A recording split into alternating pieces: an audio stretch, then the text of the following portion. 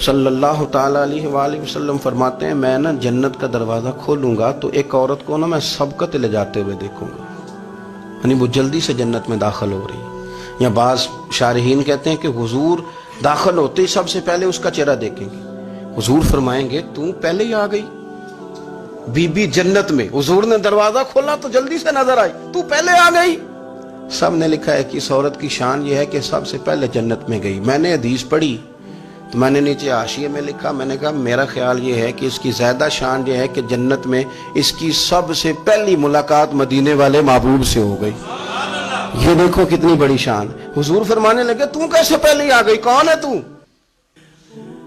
وہ کہنے لگی حضور میں بیوہ ہوں، میرے بچے یتیم تھے، میں نے ان کی خاطر نہ بیٹھی رہی، میں نے نکاح نہیں کیا، میں نے ان یتیموں کی پرورش کی، بیوہ بن کے زندگی گزار دی، ان یتیموں کے لیے بیٹھی رہی. اس کو جائز ہے، یہ کر سکتی تھی، لیکن اس نے سوچا کہ میں ان کی نگہبانی یتیموں کے لیے بیٹھی رہی.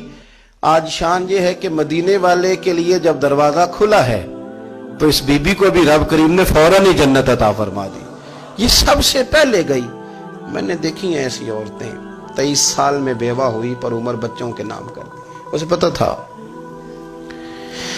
کہ کل کو جب یہ بڑے ہوں گے تو ان کا آنا جانا الگ سے ہو جائے گا، ان کے تعلقات اپنے ہو جائیں گے، پر یہ بیٹھی رہی. اس نے بچوں کو وقت دیا تو بچے تو کیا اس کو صلہ دیتے تھے، رب نے یہ صلہ دیا ہے کہ سب سے پہلے اسے جنت میں داخلہ عطا فرمایا.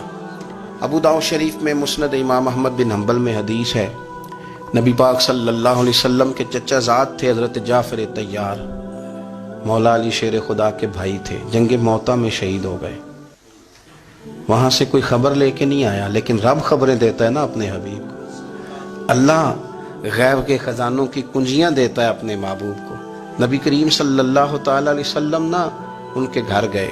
ان کی زوجہ کا نام اسماء بنت امیس تھا.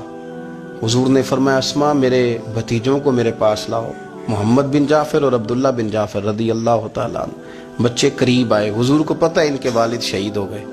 نبی پاک نے اپنی ناک مبارک ان کے رخساروں پہ رکھے، پھر حضور نے ان کا ماتھا چوما، پھر نبی پاک صلی اللہ علیہ وسلم نے سینے سے لگایا، فرمایا حجام کو بلاؤ نا ذرا، ان کے بال تراشے، کتنے بڑے ہو گئے، حجامت ہونے والے. حضور پیار کر رہے تھے، آنکھوں میں آنسو تھے، تو جناب اسماء قریب آئیں، کہنے لگے حضور میرے شوہر کی کوئی خبر آ گئی ہے؟ تو نبی پاک صلی اللہ تعالی علیہ وسلم نے گردن مبارک اٹھائی تو آنکھوں میں آنسو تھے. فرمایا رب نے میرے بھائی کو شہادت کا درجہ عطا کیا ہے.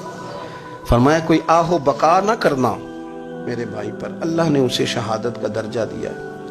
حضرت جعفر طیار کے گھر والوں کے لیے حضور نے صحابہ کو حکم دیا کہ یہ غم میں ہیں، ان کے لیے کھانے پکا کے لاؤ. پھر نبی پاک ان بچوں سے پیار کرنے لگے، فرمانے لگے یہ جو ہے نا محمد بن جعفر یہ اپنے دادا جناب ابو طالب سے ملتا جلتا ہے، اور یہ جو عبداللہ بن جعفر ہے یہ تو سارا میرے ساتھ ملتا جلتا ہے.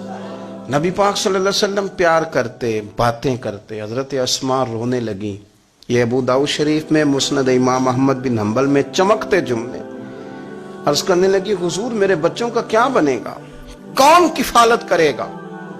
قربان جائیں رسول پاک صلی اللہ علیہ وسلم کے کیا جملے، یتیموں کے لیے حضور کا نوازنے کا کیا انداز ہے. فرمایا اسماء تو فکر نہ کر، انا ولیہم فی الدنیا والآخرہ. فرمایا میں دنیا میں بھی ان کا وارث بنوں گا، قیامت کے دن بھی ان کا وارث بنوں گا.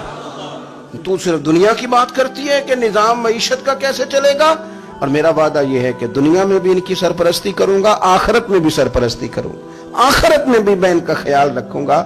آپ غور تو فرمائیں، توجہ تو کریں کہ اس قدر زیادہ حضور کا انہماک اس طبقے کے ساتھ ہمیں اپنے دائیں بائیں عزیزوں میں، رشتہ داروں میں، دوستوں میں، علاقہ میں، پڑوسیوں میں، محلے داروں میں دیکھنا چاہیے. یہ بچے بیچارے میں نے دیکھا ہے ان کے بگڑنے میں اصل بات یہ ہوتی ہے کہ کوئی مخلص ہو کے سرپرست نہیں بنتا.